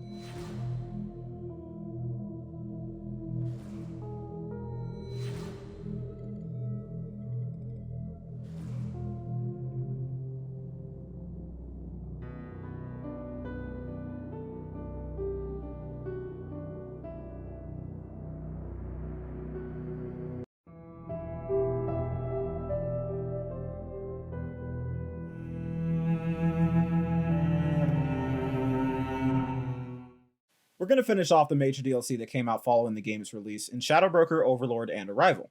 The content we received post-release in this game is significantly better than that produced in the original, but I do think it falls a bit short of the third game, almost like they got better with time. No better place to kick off than the Shadow Broker DLC. Liara has been hunting the Shadow Broker pretty much since the destruction of Normandy. Apparently, like Leonidas at Thermopylae, there was a fight over your bodies the collectors wanted you and the broker intended to deliver. Liara, with the help of a Drell named Farron, fought the broker and recovered your body before turning it over to Cerberus. Unfortunately, Farron was captured in the process and has been a victim of the broker ever since. Now, finding out that he's alive and she has a chance to rescue him, Liara jumps at the chance, telling you to meet her at home after she has time to plan. You'll get to her apartment and she's looking a little under the weather. Downright purple. Oh, that's not her. My bad. Yeah, we walk into a crime scene, which I have to say isn't the best start, but we'll roll with it. You're greeted by Televasir, a Spectre here investigating the crime scene, who seems to be a fan of the commander, and I mean, how could he not be? We're kind of awesome, right? Shepard explains that the Shadow Broker might be involved as Vasir explains that someone took a shot at her through the window, although it was unsuccessful. You poke around the home in search of clues to Liara's whereabouts. Pick up a picture of the Normandy and it'll change to an image of a Prothean dig site. Follow this clue and it'll lead you to a Prothean artifact and you can find yourself a backup disc. Play the message and it'll be a recording of a call with a contact she's using to narrow down the location of the Shadow Broker's base. Sakat gives her a location to meet and will take off following her trip. It's nice to be back in the corporate world. Less gunfire and more intrigue. Oh, well, fuck me. Never mind, then. Vasir takes a car up to the top as you work your way up through the bottom. You wander through a slew of dead civilians caught in the blast, finding a set of military-grade explosives used in the attack. Checking the log, you'll find out that Liara signed in just a few minutes before you arrive. You walk into an ambush and fight your way through the Shadow Broker troops. The addition of flashbang grenades they throw is a really fun change of pace and a new obstacle to overcome. Fight your way up a few floors and you'll find yourself at Sakat's office. Remember when I said Liara really grows up over the course of the series? Here's your first really good look at that.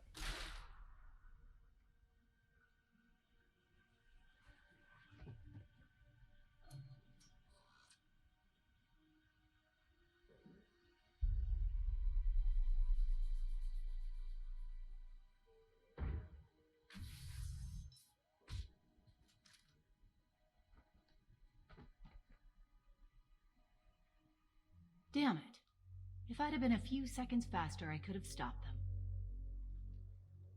Is this Saket? Must have been.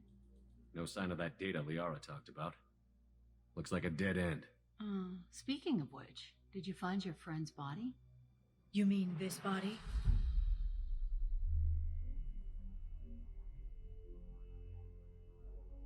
Liara! This is Visir. She's a Spectre. This is the woman who tried to kill me. You've had a rough day, so I'll let that slide. Why don't you put that gun down? I saw you.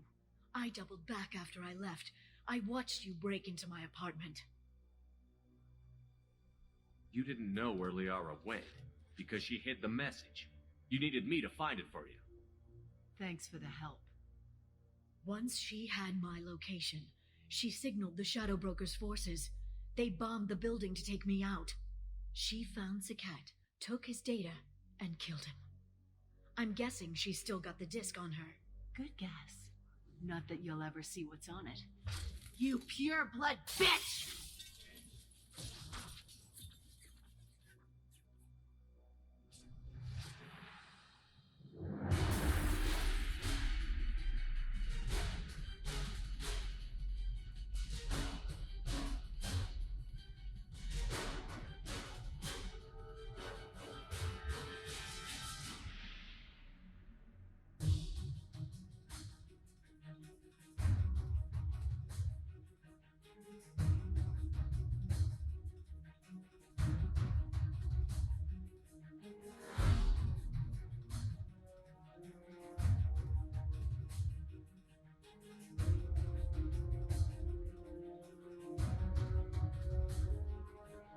The chase is on as you work your way through what's left of the Shadow Broker's troops trying to catch the two Asari. When you do catch them, you'll watch as Visir jumps into her car and we borrow a car to give chase. It's a really terrible chase scene, but it feels like more of a parody and it's fun, so I'll allow it. Hey, Shepard. She's got reinforcements! What kind of guns does this thing have? It's a taxi. It has a fare meter. Wonderful. Truck! I know. Truck! I know. Ah! There we go. You're enjoying this. Hey, Shepard's having fun too. You land following Visir and get a chance at Liara as a teammate. Her singularity is hands down my favorite biotic power to play with in the game, and I'm happy for the time I have with her on the team. Past a few waves of enemies, we'll get a short intro into the district we've landed in and work our way through Azure following the blood trail. You catch up with the Spectre and she takes a hostage. I did the mission a little early into the game, meaning I didn't have enough Paragon or Renegade to use a prompt, so I dropped my clips rather than hurting the hostage.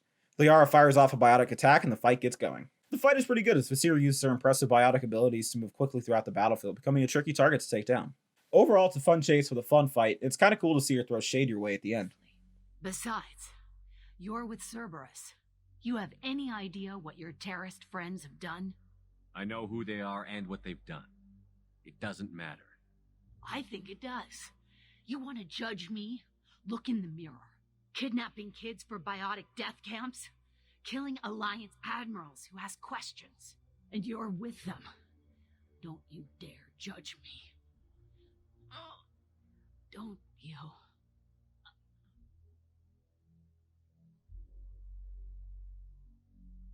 Pick the crewmate to accompany you and head off to the Shadow Broker ship. It's really an awesome design and reminds me of fighting on the outside of the Citadel in the end of Mass Effect. You'll face a mixture of mechs and mercs with a cool environmental effect as lightning capacitors can be shot, sending bolts of lightning through anyone standing nearby, friend or foe.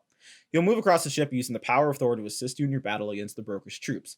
Eventually, you'll find yourself outside the entrance to the main interior, and Liara activates a bypass program that means you're now in a wave defense mode. Using biotics to throw mercs off the ship will never get old, and it's a pretty good fight as you and Liara banter back and forth.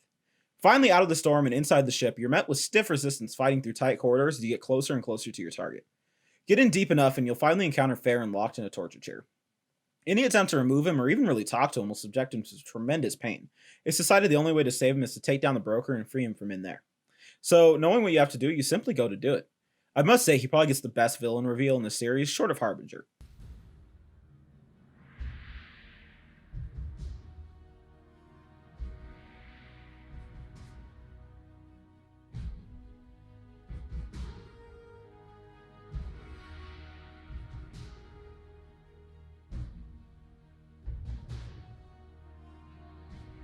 Here for the drill.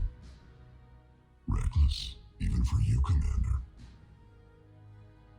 That bombing on Ilium wasn't exactly subtle. Extreme, but necessary. No, it wasn't. Neither was caging Farron for 2 years. Dr. Tassoni, your interference caused all this. Farron betrayed me when he handed you Shepard's body. The Drell is simply paying the price. Someone was bound to come after you for working with the Collectors. It was a mutually beneficial partnership. Your arrival is convenient. The Collector's offer still stands. It'll be pretty hard to run a base this size with no crew.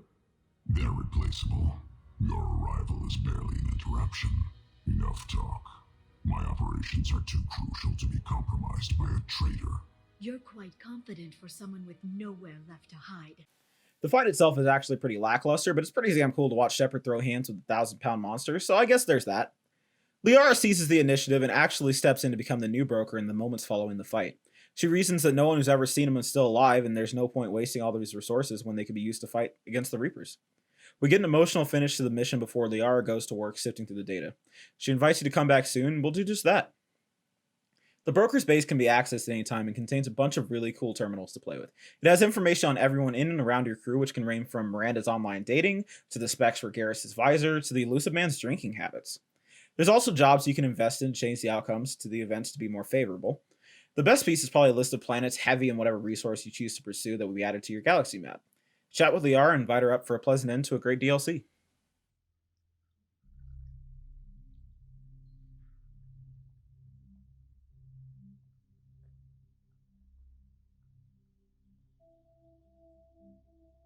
Did you enjoy the tour? Yes, it's a beautiful ship. And I ran into Joker. He seemed happy to see me. Although, he did ask me to record any parts of our conversation where my eyes do that freaky black eternity thing. Of course he did. I also spoke with Dr. Chakwas. I'm glad she's doing well. I brought you something. It took some digging, but I recovered your tags.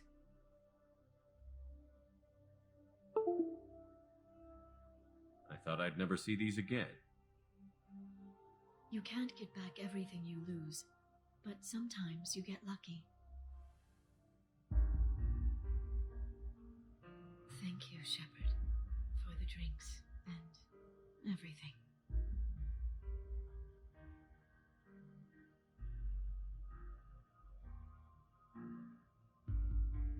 Come back soon, Liara. Moving right along, we're going to get into what I think is the weakest of the 3 main DLCs, however, it's still pretty good.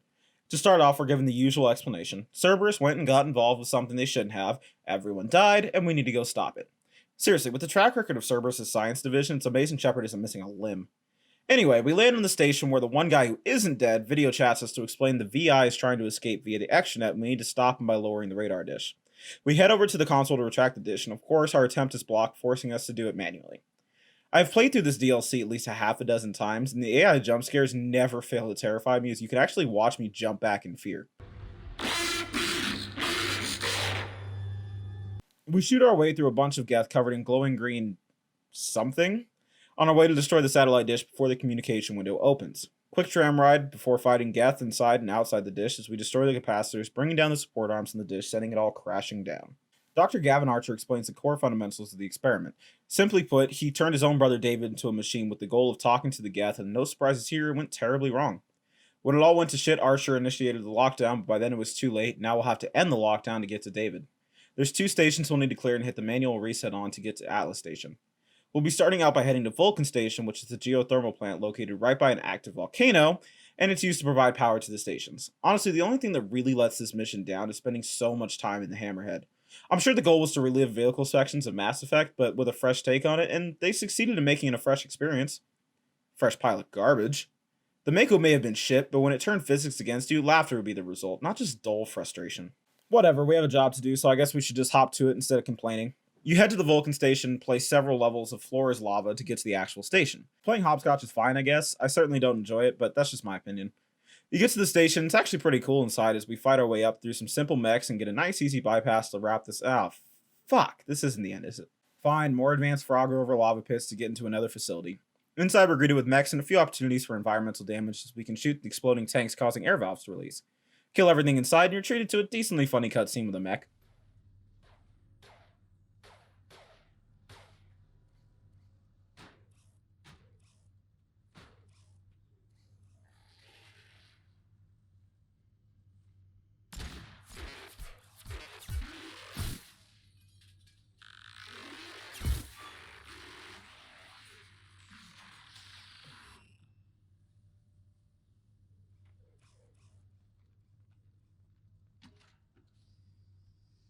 Back out we go as we head for Prometheus Station, a crashed Geth ship that they were using to run experiments with.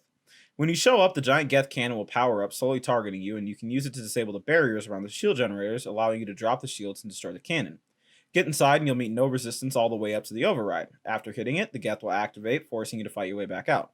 It's not a terrible arena, and it doesn't slow you down too much if you brought strong squad mates to deal with it. Override completed, it's time to head to Atlas Station and finish this. Thankfully, there's no vehicle section to deal with here as we move directly into a horror movie. Between the bodies, the dark interior, and the sign David watching you, it's downright chilling. There's not much to see with a handful of Geth to work through and a pretty shitty elevator you have to make work. It gets really interesting when you activate the VI server console and get seemingly sucked into David's half-real, half-digital world. You're separated from your team as you're left to experience this strange middle world. You get to live through some of David's memories in the early experiments. You'll see how he first learned to communicate with the Geths, slowly learning how to give them commands as he understands them better and better. Get down to the bottom, and you'll see the first time they connected David to the VI and how it all went wrong as he lost control. You'll stop his attempts to upload himself before shutting him down, revealing the nightmare he's been living.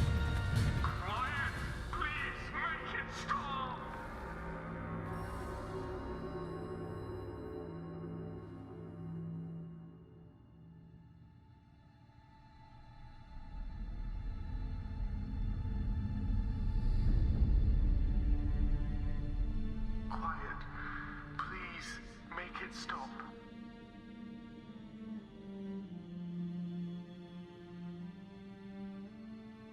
Wait! Commander! I'm begging you. Don't do anything rash. Rash?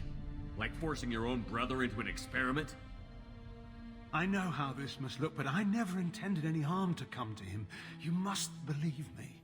This is an amazing example of the tragedy of good intentions, where good people get lost along the way and their morals just can't keep up.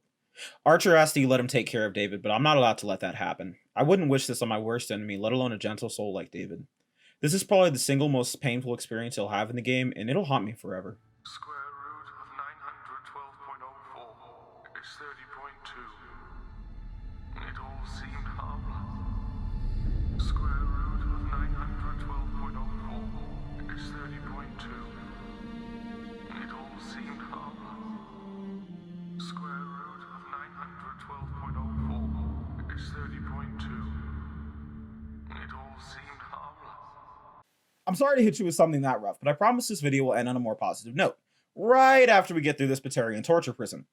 You might be wondering why I decided to end the game on DLC rather than the collector base, but it's because the actual DLC, Arrival, is considered the canonical ending to the game, and it's where we'll pick up in the beginning of Mass Effect 3.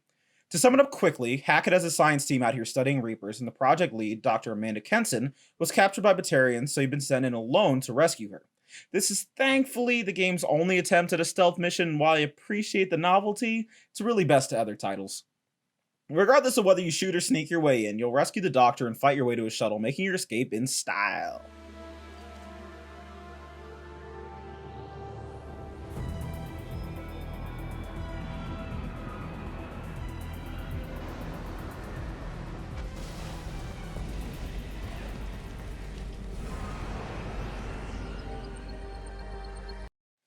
On the shuttle ride back, Kenson will explain to you that they found a Reaper artifact producing slowly descending pulses which confirm the imminent Reaper arrival in the system, where they'll use the local relay to spread throughout the galaxy.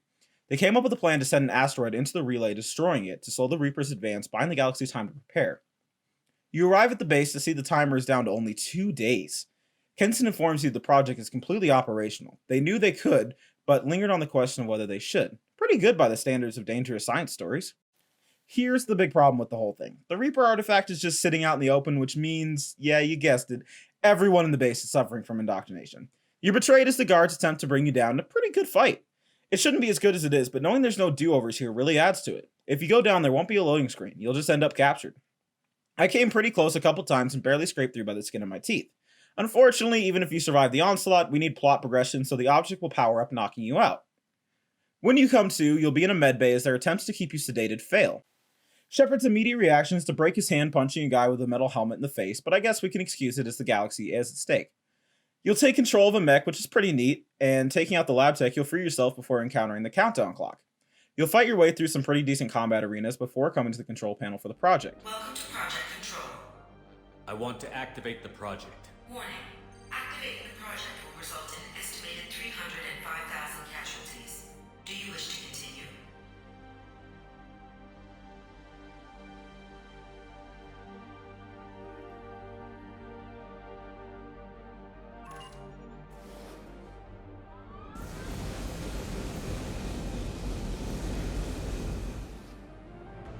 Project activation in progress. Warning. Collision with mass relay is imminent. Begin evacuation procedures. Alert. All colonists living in the Bahak system. This is... Shepard, no! Do you have any idea what you've done? You leave me no choice. If we can't stop this asteroid, it must be destroyed. Keep moving so that you can reactivate the cooling tower, stopping the doctor's attempt to melt down the reactor. Eventually, you'll finally catch up with her in a last-minute attempt to stop the project. All you had to do.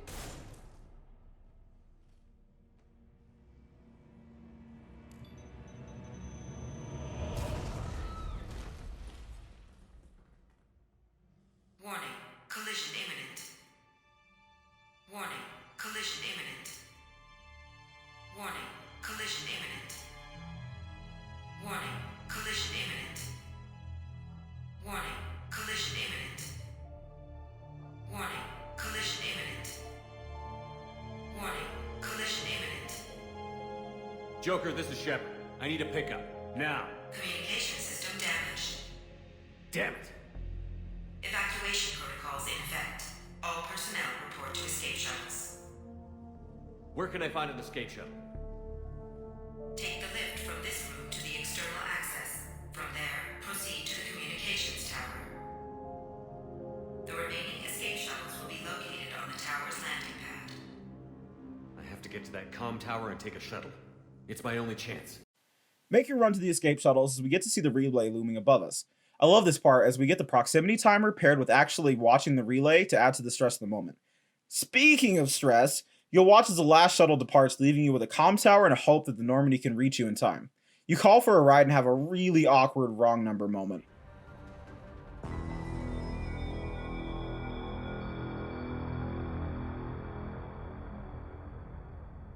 Shepard, you have become an annoyance. You fight against inevitability, dust struggling against cosmic winds. This seems a victory to you, a star system sacrificed. But even now, your greatest civilizations are doomed to fall. Your leaders will beg to serve us. Maybe you're right. Maybe we can't win this. But we'll fight you regardless. Just like we did Sovereign. Just like I'm doing now. However insignificant we might be. We will fight, we will sacrifice, and we will find a way. That's what humans do. Know this as you die in vain. Your time will come. Your species will fall. Prepare yourselves for the arrival.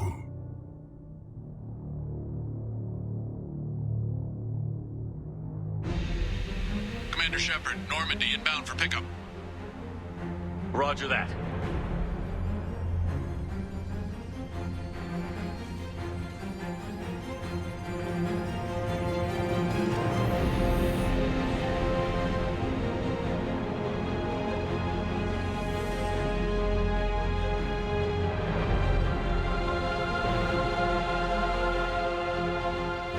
Get us out of here, Joker.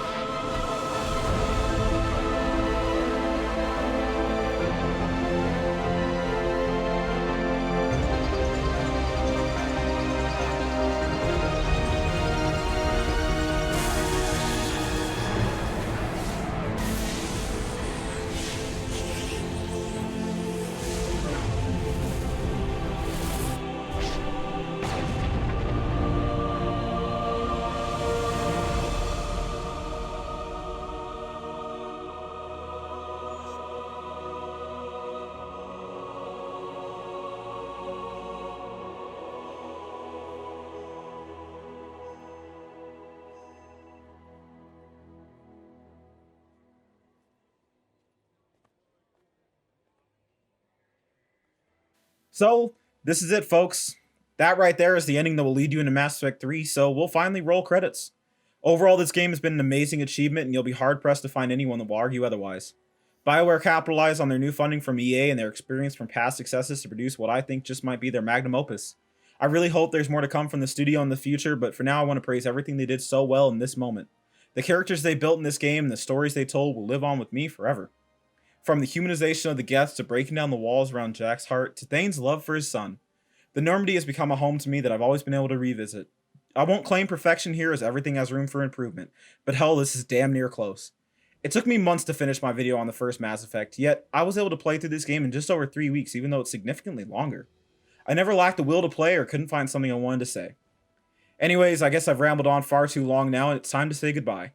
I go by Purple and I'd like to thank you for staying with me until the end. I'll be starting Mass Effect 3 tomorrow and I'll get it done as soon as I can. Have a wonderful day and always remember to smile.